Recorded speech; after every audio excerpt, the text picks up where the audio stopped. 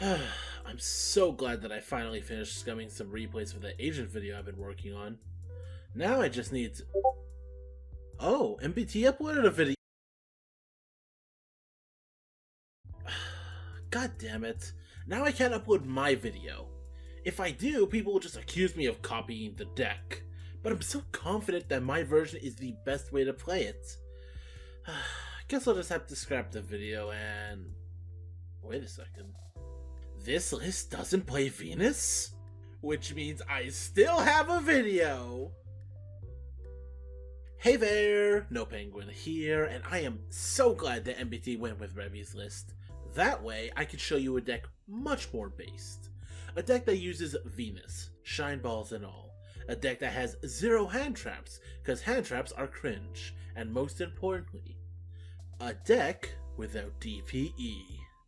Mine uses Auroradon. That's right, today is Agents Day. It would have been last week, but I was preparing for my 1,000 subscriber special. But none of that matters now, because now we need to talk about the best fairy deck now that Ava is banned. Agents, baby!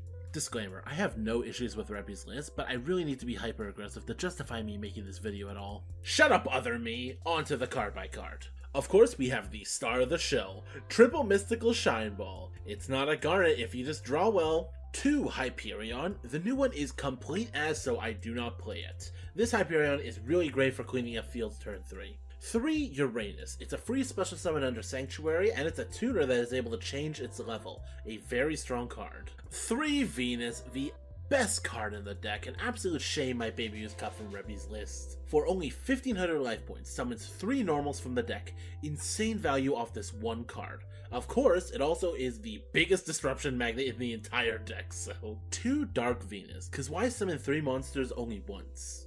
3 Earth, my favorite normal summon in the deck. Diviner gets us to our Hulk plays, but that's it. Earth gets us into our Venus plays. Based. Triple Neptune, the best new support card. Discard it to summon an agent from either your hand or graveyard. Oh, they gammed my Venus? I don't think so.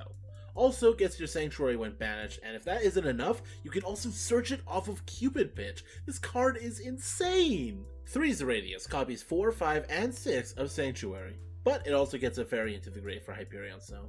Triple Diviner. It's a 1-card Hulk, and unlike Revy's build, it does not matter what the level of the tuner I summon is, so we just grab Earth from the deck. Sorry, Hanawata. And of course the Diviner sent herself. Now for some other pseudo Garnets. We have Creation Resonator, Hopier Squadron, and Deskbot 001. The first 2 are adds off of Cupid. I usually grab Creation over Hopier, but I can always add the other if I hard draw them, so it's no biggie. And 001 is just 001.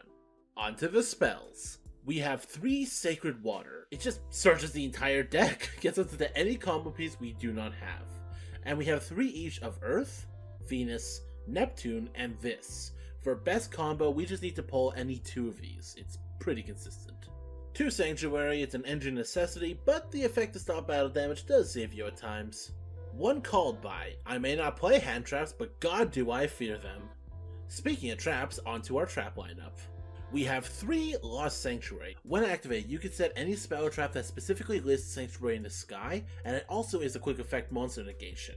Yes, this card may be searchable, but you do not go into Parseth every game, so hard drawing it is just fine. And even if you draw into it the turns you do go into Parseth, you can just add the counter trap instead, because setting the counter trap off of this does not allow you to activate it. Speaking of, we have 1 Punishment. It's an Omni as long as we have Sanctuary on the field. Finally, we have 1 Branded Condemnation. Many of you have already seen the little branded package in the extra. After we go into Mirror Jade and send for cost, we get to set a branded spell and trap off of that send. This is just a free Omni for turn 3, so if they get past the board we set up on turn 1, it makes the crackback so much easier alongside cards like Hyperion. And finally, the extra deck.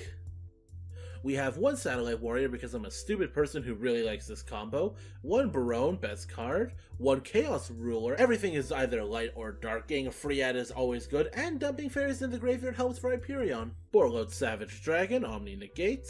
Muddy Mud Dragon, this is how we get into our Despia package. Basically, this is Fallen of Abaz, and the Auroradon we left on the field will be the other material for Mirror Jade. Really funny, really good. 1 Pluto. As you can see, I'm actually not playing the new Hyperion, reason being, it sucks. Why would I go into that when I could just do Barone? Pluto, on the other hand, has a lot more utility, and I prefer it way more than the Hyperion slot. Of course, if we're doing Auroradon combos, we gotta have the Cupid bitch. This card's just begging to get banned. And of course, we have the Mirror Jade and the Albion. Mirror Jade sends the Albion, Albion sets the Condemnation, get the Counter Trap, it's great. 1 Appaloosa, 1 Celestial Night Lord Parseth. This card is great. Discard a card and you can just get any card that lists Sanctuary in the Sky from its text. Most of the time I'm searching the traps off this, but you can get things like Neptune to extend your plays if you need it. Auroradon is Auroradon. Mirage Lights didn't come up once, but I figured it's a negate on a Link 2. It's gotta be worth it eventually. Guardian of the Agent's Moon. Now this card is really good if you have Sanctuary of the Sky in the field. You basically just go +1 in hand, which you can then link upwards into the Parseth to use as discard. And finally, 1 Halqifibrax. It's not an Auroradon combo if it doesn't have this boy. But with that, let's get into the replays. Our first replay is up against Thunder Dragons, or at least someone trying to play Thunder Dragons. They're going to go first, but spoiler alert, they're not going to get anything up on the field, which is kind of strange. I feel like they have enough to do something, but let me know, Thunder Dragon players. Anyways, they're going to end on this, and let me go. I have everything I need. I'm going to go Earth, go ahead and search out the Neptune. Neptune's going to go out and special summon the Venus. They're going to protect themselves from being targeted, but I mean, what do you want me to say? It's not great. I'm going to go ahead and just activate Sanctuary in the Sky. That way we can pop off here, grab ourselves our Mystic Shine Balls. Rebby, I don't know what you were thinking. These boys are based and need to be in every agent deck, wherever.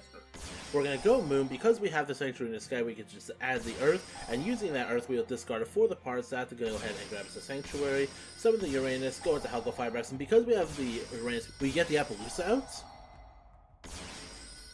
Of course, Auroradon combo to Auroradon combo. We're going to keep it pitch here. Increase modulator level, get out the Borlord Savage Dragon. Go ahead and equip the Parseth, which is actually the really big attack here against the 42. Creation Resident to Muddy Mud Dragon so we can go into Mirror Jade. I summon him in defense here, which is a little bad, but because of the amount of monsters on my field, I can just go for game regardless. So we'll attack and end game. Our second replay is up against DDD, and this will basically show how the deck handles going up against decks that have interaction set up on turn 1 already. They're gonna go off. God, I fucking love DDDs. I'm probably gonna make a DDD video at some point because DDDs have been one of my favorite decks for such a long time, and I'm so glad to see that they're finally based enough to play. Anyways, they're gonna do the DDD things. Go Kingtail, Flick 1000, go into another Gilgamesh, DDD combos. I'm sure you've all seen this before by now.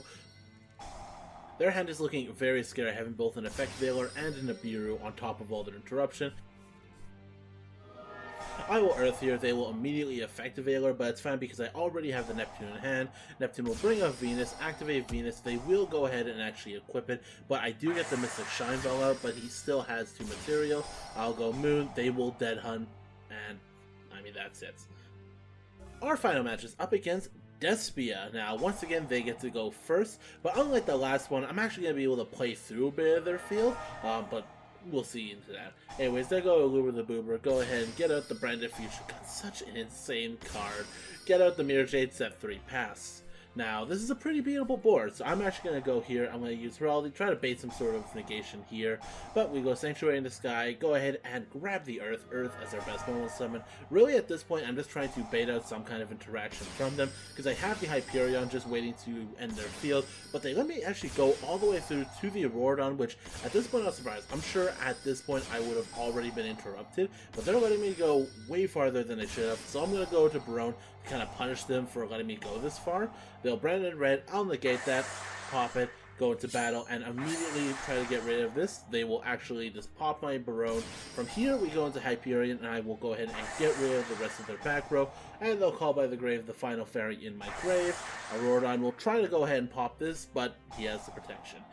He goes here, grabs the Branded Fusion from deck, and draws the Effect Veiler.